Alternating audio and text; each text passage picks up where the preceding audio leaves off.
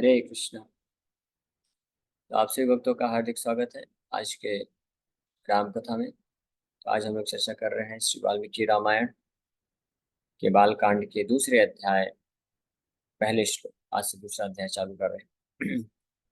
तो इतने दिन से हम लोग पहला अध्याय जिसका नाम है contents of the Ramayana summarised, Ramayana का सार, हम लोग अभी तक चर्चा कर रहे थे। यानी पिछले अध्याय में पूरी रामायण को सार रूप में श्री नारद मुनि प्रस्तुत कर चुके हैं। अब जो है विस्तार से एक एक कैंटो स्कंद को वर्णन किया जाएगा। तो ये पहला स्कंद है बालकांड। इसमें चैप्टर सेकंड जो है entitled Lord Brahma instructs Valmiki. Brahma ji भी वाल्मीकि जी को उपदेश देते हैं। पिछले अध्याय में हमने श्रवण किया कि नारद मुनि के शिष्य हैं वाल्मीकि ऋषि। नारद मुनि ने भी उनको रामायण सुना है। अब ब्रह्मा जी भी उनको कुछ आदेश देते हैं, तो हम इस अध्याय में चर्चा करेंगे।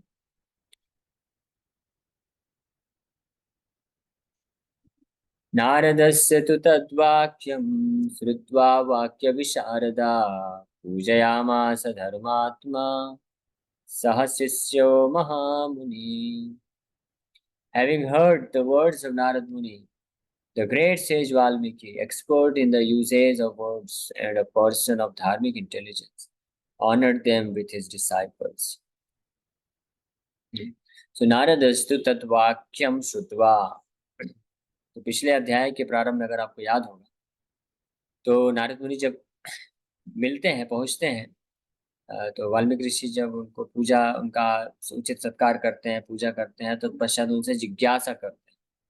ये है तरीका, ये होती विधि होती है। जब भी हम किसी सीनियर भक्त या गुरु के संपर्क में आते हैं तो उनको हमको प्रॉपर तरीके से रिस्पेक्ट देना चाहिए। कैसे रिस्पेक्ट? सबसे बड़ा रिस्पेक्ट ऑनर है कि उनको प्रणाम करना चाहिए, और प्रणाम करके फिर बड़े विनम्रता के भाव से, हताश होकर के नहीं, दुखी होकर के नहीं, हाँ, मुस्कुराते हुए। मुस्कुराने का मतलब ये नहीं कि हंसते हुए, मुस्कुराना मतलब आनंदित भाव में। ऐसा बोला गया है, एक अपराध होता है कि अगर हम कोई वैष्णव के संपर्क में आते हैं, अगर हम उनको देख करके खुश नहीं होते हैं तो वो भी एक अपराध है, वैष्णव अपराध में काउंट होता है। और विशेष रूप से अगर कोई सीनियर भक्त के संपर्क में जाते हैं, गुरु के पास जाते हैं, तो अ, उनको उस तरह से प्रसन्नचित हो जाना चाहिए। जैसे ये भागवत में ऐसा वर्णन है, सुखदेव गोस्वामी बताते हैं, जैसे मोर घनश्याम बादलों को देख करके प्रसन्नचित हो जाते हैं, तो उस प्रकार से और नृत्य करने लग जाते हैं। तो उसी प्रकार से जो शिष्य होते हैं या जो भक्त होते हैं, जब किसी सीनियर भक्त या गुरु के कांटेक्ट में, शुद्ध वैष्णव के संपर्क में आए, उनका संग मिले, तो उनका हृदय उस मोर के भांति प्रसन्नचित हो जाना चाहिए, गदगद हो जाना चाहिए। जैसे वो बादल को देख करके मोर प्रसन्नचित हो जाता है।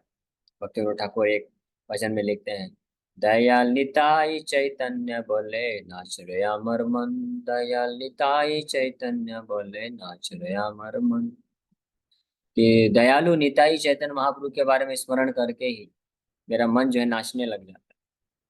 तो इसी प्रकार से उनके जो प्रतिनिधि होते हैं, शुद्ध भक्त होते हैं, तो उनका भी स्मरण करके, उनके संपर्क में आकर के हमारा मन गदगद होना चाहिए। तो इस प्रकार से वाल्मीकि ऋषि पूरा प्रकार से उनका स्वागत सत्कार प्रणाम करके नारद मुनि से जिज्ञासा करते हैं। कैसी जिज्ञासा? बड़ी अद्भुत जिज्ञासा, आध्यात्मिक जिज्ञासा करते हैं, और पूछते हैं। भगवान राम के बारे में सुनने की तत्परता होती है उनके अंदर, तो इसलिए वो प्रश्न पूछते हैं, और उनके प्रश्न के उत्तर में पूरा रामायण को सार रूप में नारद मुनि कह डालते हैं। प्रश्न तो उन्होंने सिंपल सा पूछा था कि कौन है वो व्यक्ति इस संसार में अभी जो मौजूद है, जो सबसे परम शक्तिमान है, परम दयालु है, जिनका चरित्र परम है, हर हर चीज में वो एक्स्ट्रा ऑर्डिनरी है, उनके बराबर कोई नहीं, अद्वितीय है जो। ऐसा उन्होंने प्रश्न पूछा था। आंसर में रामो नाम जनः सुता इक्ष्वाकु इक्ष्वाकु वंश प्रभवे, रामो नाम जनः सुता। इस प्रकार से उत्तर प्रारंभ करते हैं नारद मुनि। बताते हैं इक्ष्वाकु वंश में प्रकट हुए राम के नाम से विख्यात ही वो एकमात्र व्यक्ति है पूरी सृष्टि में, जो जो परम शक्तिमान है, परम सुंदर है, परम चरित्रवान है, हर चीज में परम है। उनका, उनके बराबर और कोई दूसरा व्यक्ति नहीं है संसार में। तो उत्तर तो, आंसर तो यहाँ पे हो गया, लेकिन भगवान राम के बारे में इस प्रकार से जब बताया तो उनको और इच्छा हुई कि ऐसे भगवान रामचंद्र का चरित्र कुछ वर्णन किया जाए। और फिर वर्णन प्रारंभ कर देते हैं और पूरा राम कथा ही हो जाता है। राम के बारे में बोलते बोलते 8 नंबर श्लोक में बताए थे, उत्तर दिए थे कि इक्ष्वाकु वंश प्रभुवो रामो नाम जनय सुता। और फिर 8 नंबर श्लोक से लेकर के 97 नंबर श्लोक तक पूरी राम कथा कह डाले। ये होता है कृष्ण कथा, यह होता है राम कथा। ये प्रश्न तो सिंपल सा पूछे, लेकिन उसका उत्तर इतना अच्छे तरीके से दिए, और वाल्मीकि ऋषि भी बड़े ध्यान पूर्वक सुन रहे हैं।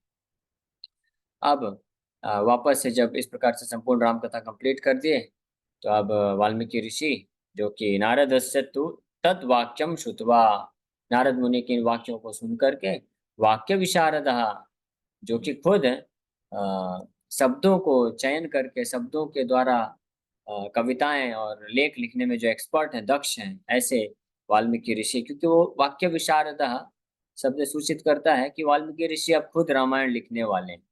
वो खुद ऐसी अद्भुत रामायण का वर्णन करेंगे।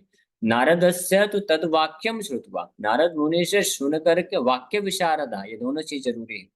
जो भी भगवान के बारे में अद्भुत तरीके से शुद्ध संदेश को या तो प्रचार करना चाहते हैं, और या तो उनको उनके बारे में ग्रंथ लिखना चाहते हैं, तो ये दो क्वालिफिकेशन जरूरी है। वो पहले तो नारद जैसे महान शुद्ध वैष्णव आचार्य, परंपरा के आचार्य से श्रवण करना चाहिए विनम्रता पूर्वक।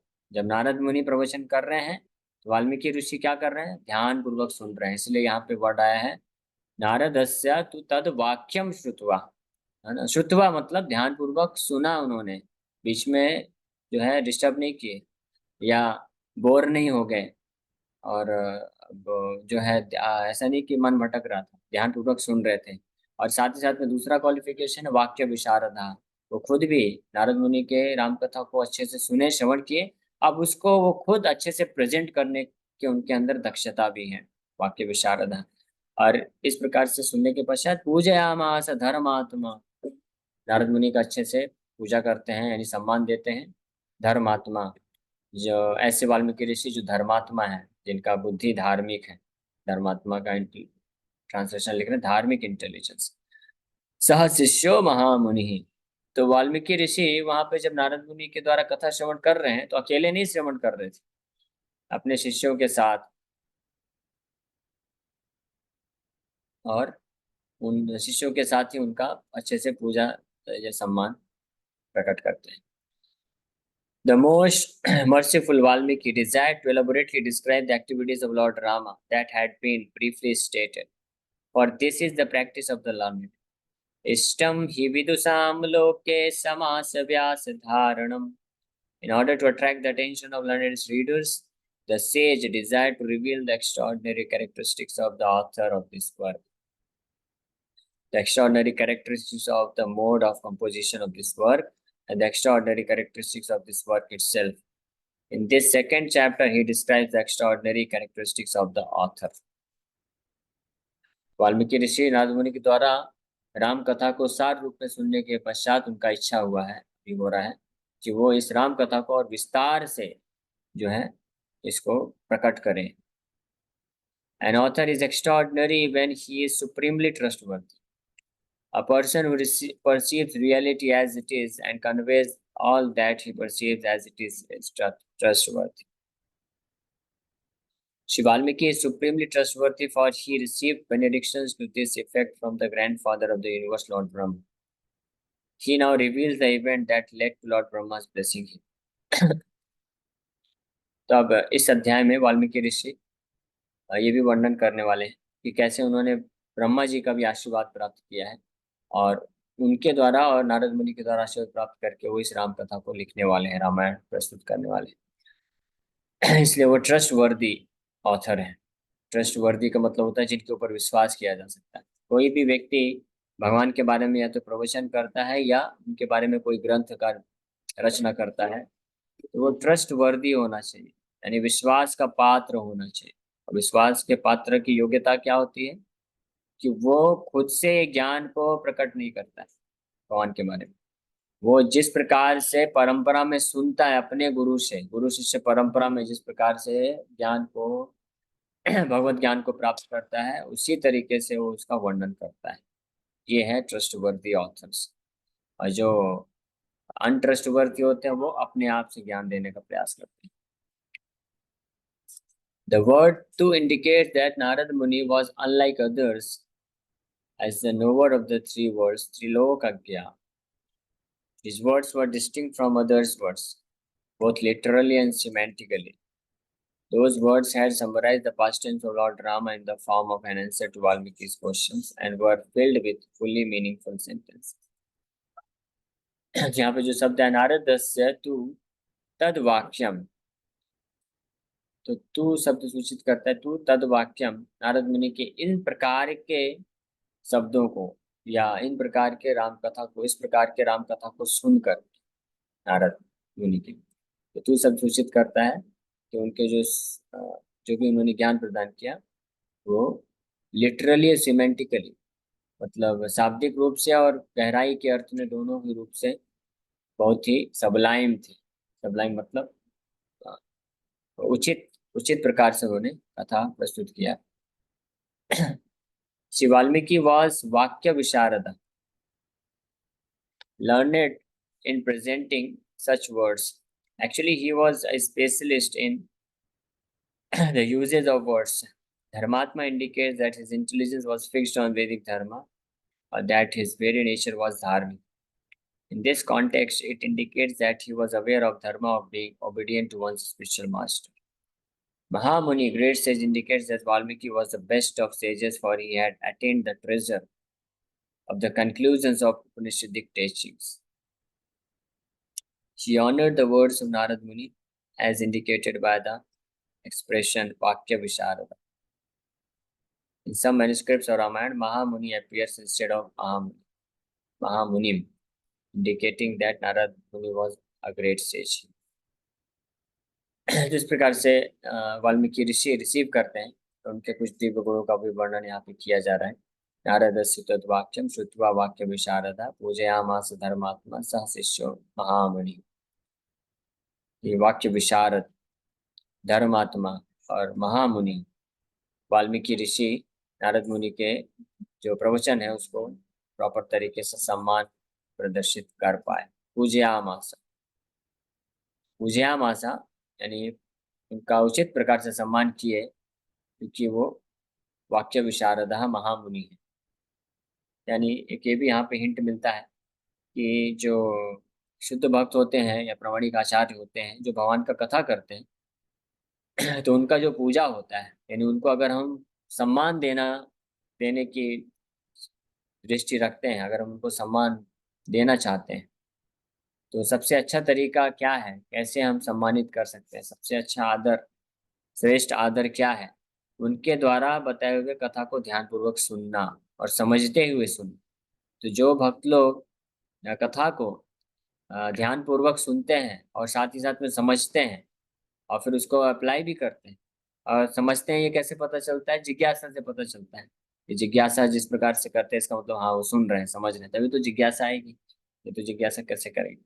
तो जो भक्त कथा को ध्यानपूर्वक सुनते हैं और समझने का प्रयास करते हुए सुनते हैं, तो वही वास्तव में जो कथाकार है उनका जो है उचित आदर प्रदर्शित करते हैं, उचित प्रकार से वो सम्मान करते हैं। ऐसा नहीं कि आज के समय में जैसे कथा होता है, भागवत कथा करने वाले अपनी ही धुन में हैं, कथा करते रहते हैं, और जो आयोजक होते हैं वो लोग कथा तो सुनते नहीं, अपना ही कुछ अलग अलग मैनेजमेंट करते रहते हैं।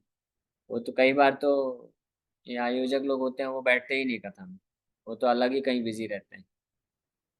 तो या बैठते भी हैं तो अपना कुछ अलग ही काम चलता रहता है उनका, ध्यानपूर्वक नहीं सुनते। फिर अंत में आकर के जो कथाकार होते हैं उनका उनका गुणानुवादात करते हैं, उनको उनका गुणगान कर देते हैं बस, और फिर उनको माला पहनाएंगे, आरती करेंगे, तो वो सोचते हैं इस प्रकार से अच्छे से सम्मान हो गया। तो लेकिन ये असली वास्तविक सम्मान नहीं है।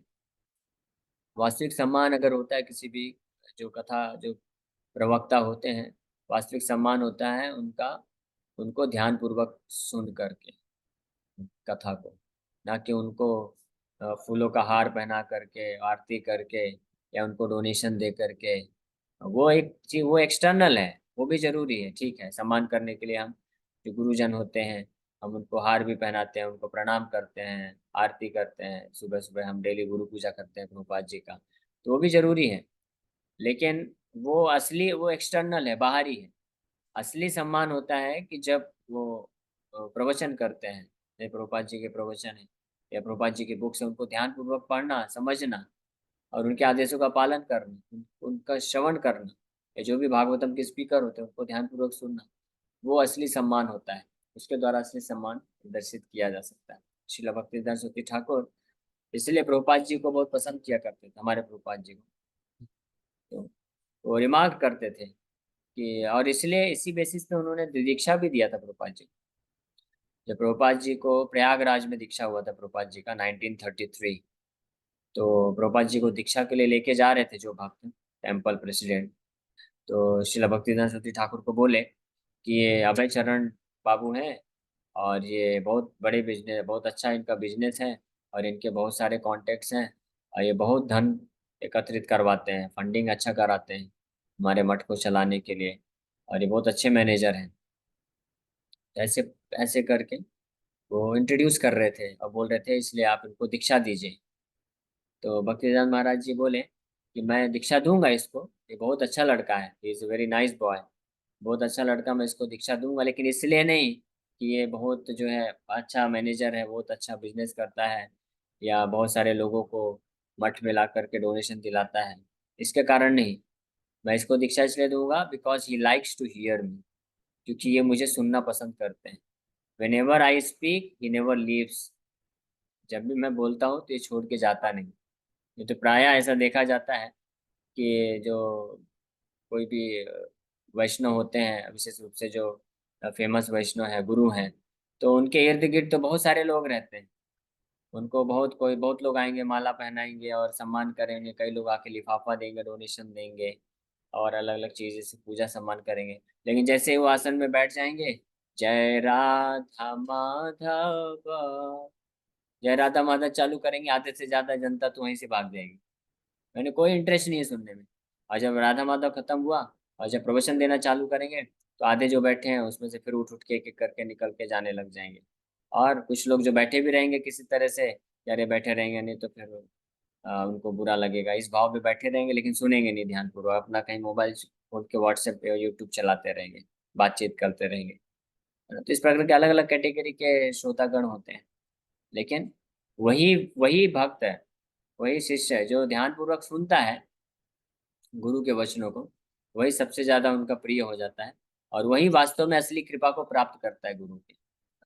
ना कि वो भक्त जो गुरु जी के पास जाएगा, उनको माला अर्पण करेगा, उनके चरणों में गिरेगा और बोलेगा गुरु जी मेरे को आशीर्वाद दीजिए, मैं भक्ति में आगे बढ़ सकूं। अच्छी बात है, भक्ति में आगे बढ़ने के लिए आशीर्वाद मांगना चाहिए, लेकिन जब आशीर्वाद मिलने देने के लिए बैठते हैं गुरु जी, कथा करते हैं, तो उस वक्त उठ के भाग जाते हैं। तो ऐसे कैसे काम चलेगा? ऐसे नहीं। इसीलिए प्रभु जी शुरू में बोल रहे थे, वीर कृष्ण प्रभु जी, कि श्रोताओं के क्या लक्षण है, श्रोताओं को कैसे सुनना चाहिए, भागवत कथा या किस प्रकार से सुनना चाहिए। ऐसे सुनना चाहिए जैसे बिल्कुल कान खड़े करके सुनना चाहिए, बिल्कुल चौकन्ना हो करके ध्यानपूर्वक सुनना चाहिए। तो ये होता है असली सम्मान। तो इसलिए भक्तिवेदांत सरस्वती ठाकुर प्रभुपाद जी को बहुत पसंद करते थे। प्रभुपाद जी तो गृहस्थ भक्त थे, कोई सन्यासी नहीं, कोई किसी मठ को ऐसे मैनेजर नहीं थे, प्रेसिडेंट नहीं थे, और कोई ऐसे बाहरी दृष्टिकोण से ऐसा कोई व्यवहारिक अपना कंट्रीब्यूशन भी नहीं दे पा रहे थे उस वक्त। डोनेशन वगैरह इकट्ठा कर रहे थे, कुछ हेल्प किया था उन्होंने, प्रयागराज मठ को भी में भी और मुंबई मठ भी चलवाया था प्रभुपाद जी ने।